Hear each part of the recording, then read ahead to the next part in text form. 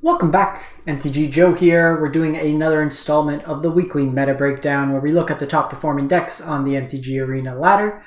We get the data from Untapped GG, companion tool that runs alongside your Arena client, tracks your win rates, loss rates, deck syncs, a whole bunch of good features that you can use for free. Link is in the video description if you want to get using this tool. And this video in particular is for standard best of one. If you're looking for a best of three video, Explorer, Historic, whatever other format, there's separate videos for each of them. So you can just check it out in the video playlist thingamabob on YouTube. As always, if you do enjoy this type of content, greatly appreciate it if you can. Drop a like, comment, and subscribe. So we'll jump into this. This is July 3rd to 10th. Platinum to Mythic rank, 150,000 games of Magic played for the week. And top performing deck, Boros has been dethroned. Mono green Stompy Stomps has taken over the top spot. We've had Boros as like the top deck for weeks now. And this is your kind of run-of-the-mill snow lands for your Blizzard Brawl. This version is on 6 fight spells between Blizzard Brawl and Inscriptions, some Snakeskin Veil as protection, and then like Packleader, Sculptor, you want to try to go as much as possible turn 2 into turn 3, 4 drops. So you got Chariots, Ulvenwald, 4 Invoke the Ancients on the top end that you can copy with Chariot. Notably, if you are copying the tokens from Invoke the Ancients, you only get a 4/5. You don't get the added ability. That's a counter that gets placed on it. It's not an ability that they gain. It's a counter that's put on top of them. So be mindful of that if it comes to like, oh, I need something back with reach, for example. Your Ulvenwald Oddity, you can put mana into it. Same with Packleader for your card advantage. And the old growth troll is like a 2-for-1 kind of creature in that sense. 66% win rate. Then we jump into Esper Control, Esper Midrange, Esper Exotic Pets, Esper Fishes, let's call it that. So this is kind of the Esper midrange deck minus some planeswalkers. It's kind of built around her fiends, throwing things into the graveyard. Exotic Pets mirrors the counters that come in. So if any of your creatures have counters, the unblockable creatures also get counters. So works really nice with like Luminarch Aspirant to kind of just push through damage. You get the Wedding Announcement, Lord effects as well, or like Anthem effects. Some Wandering Emperors mixed into there. Obscura Interceptor. As a lifelink threat, some removal scattered in. Interesting seeing Spectral Adversary kind of phase it out. So this one's more of a kind of tempo-y version. Lots to do at instant speed. You can go Adversary, you can go Exotic Pets, you can go Wandering Emperor. So it's not just always like, oh, they're on 4 mana. It's Emperor, it's Collected Company. It's, you know, kind of that notion of really telegraph plays. This deck gives you a lot of options at instant speed. You get the rest of the base down here. I forgot to mention, I'll put all the deck lists in the video description down below if you're interested in just copying them into Arena. Then we got Mono Blue Delver, 63%. Another kind of tempo strategy, protect the queen. Send the Spirit or Delver on 1, and then you just kind of protect it. So you have counter spells, you have bounce spells, like phase out spells. Dream Shackle Geist can tap stuff down to get blockers out of the way. Geist Snares counters, Thirst for Discovery's card draw, Adversary to like phase your things out to protect or get rid of your opponent's blockers. Kind of mixed into there. You got Otawaro played into here as well, just a land that could be a tempo style effect. Then the mighty Boros, which was at times close to 70% win rate, down to measly 63%. Pretty stock. What we're seeing is in some decks, just moving into Angel Fire Ignition over the Valor Stance. That was kind of the move I made too. Valor Stance, I don't really like it, but this lets you be proactive, gives you lifelink, helps you have big swings, but you just get counters on a lot of things and kind of grow really big creatures. So like Initiate gets counters, Kumano puts counters on, Bloodthirsty Adversary lets you flash back your burn spells, also gets counters, Luminarch obviously puts counters, Sunrise Cavalier gets bigger with day-night cycles, has trample built in, so something really good to throw a bunch of counters on. Thundering Raiju cares about those counters to deal extra damage and then throws counters on things. So that's Boros Burn. Boros Aggro. I don't like the burn. Let me know in the comment. Like, Boros Burn seems disingenuous. This is Boros modified to me.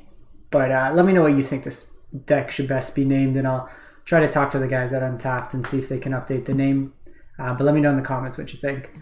Orzhov Angels is the next deck, 62%, just under 62%. Just life gain. You got ways to make really big angels. Giada pumps up the squad. You got Righteous Valkyrie, Youthful Valkyrie, Valkyrie, Inspiring Overseer draws you cards. You got some top end of like Lieza, Furja's. I just like saying this card's names. Furja. Retribution, Angel, Fight, kind of in a way, and then Double Strike. You got your Wandering Emperors on the top end, Elspeth, which is just a really great card. Some Emeria's Call scattered in there, as well as a Legion Angel package in the sideboard. Then we are moving to Jeskai Control. This is Jeskai Hinata, 61%. This deck's much better in best of 3 just because you could really tailor your matchup. And best of 1 tends to be a little bit more aggressive focused. And with mono green's typically good into these Izzet style piles. It's really just Jeskai, like the white is for Hinata and Valor's stance in this deck. But really what you want to do is Hinata allows you to reduce the cost of your effects to 1 mana. And by doing so, you can basically, with up to 6 targets on Magma Opus, cast this for like 2 mana. Which is, this card at 8 mana does a lot. At 2 mana, it's absurd. And then you just back it up with like Goldspan Dragons, some Fables to copy your Goldspan Dragons ideally. Inscription does a whole bunch of things for cheap. You have like March of the Swirling Mist, which is just blue, phase out whatever you want. And then just like card advantage with like iteration and stuff like that mixed in. Interesting seeing a one of Xander's lands. Just there's no Jeskai Triumph, so just a way to kind of have a cycle line in there. Then we have Nayaya Humans. This is basically mono white, splash red and green. You're getting Minx in those colors, Halana and Alana, and then Sigarda, Champion of Light, mixed in there. Really the only change we see for this week is Legion Angel coming in. Pretty easy to sneak one of these in. Gets you 4 cards for the price of 1.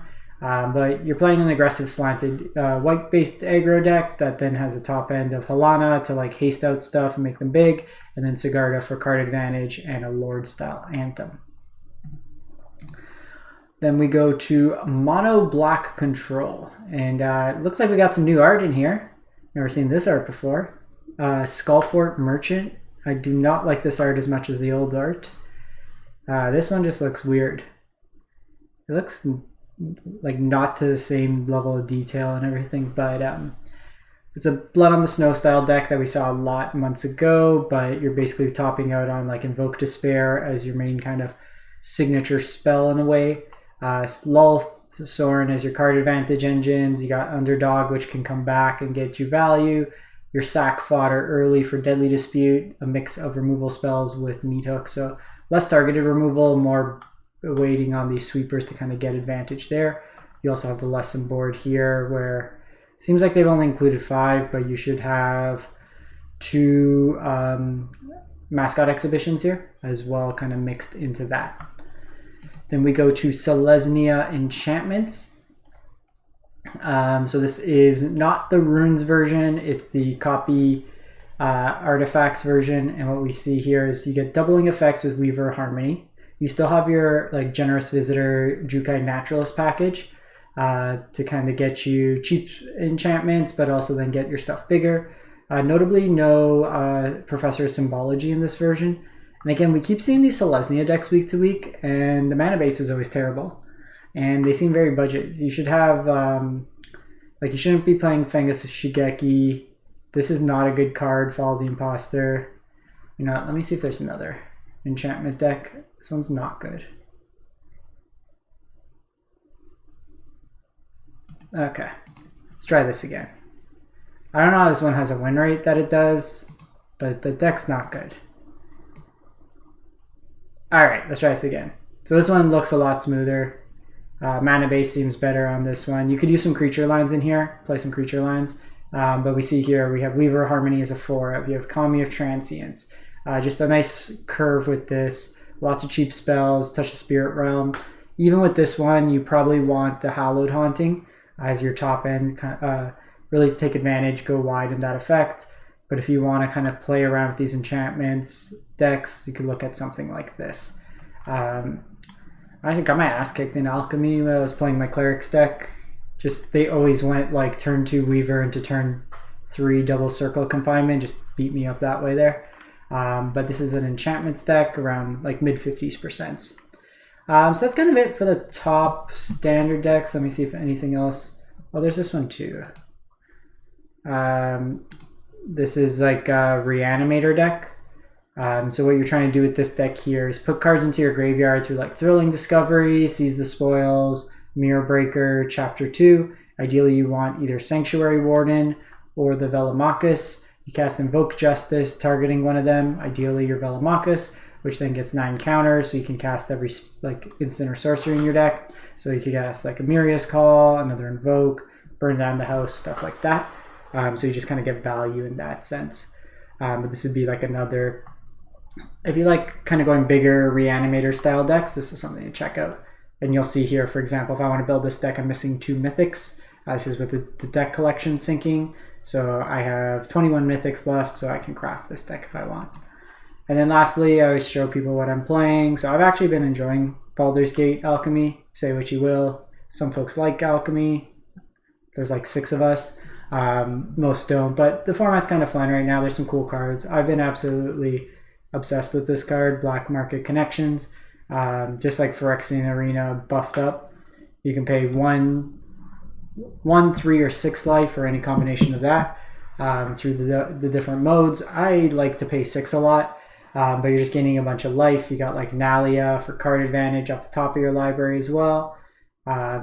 Just like a really good shell. I've had like a 6-1 event run, 4-3, or no, 6-3, 4-3. I played this at the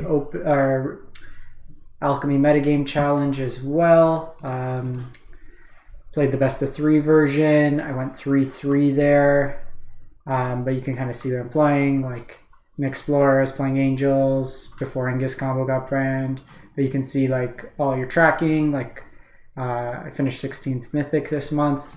You can see everything like that. And this is kind of what Untap does. But that's it for the week. I'll do best of 3 standard as well. And then all your other formats. But thanks for watching. Hope you have a great one and stay safe out there.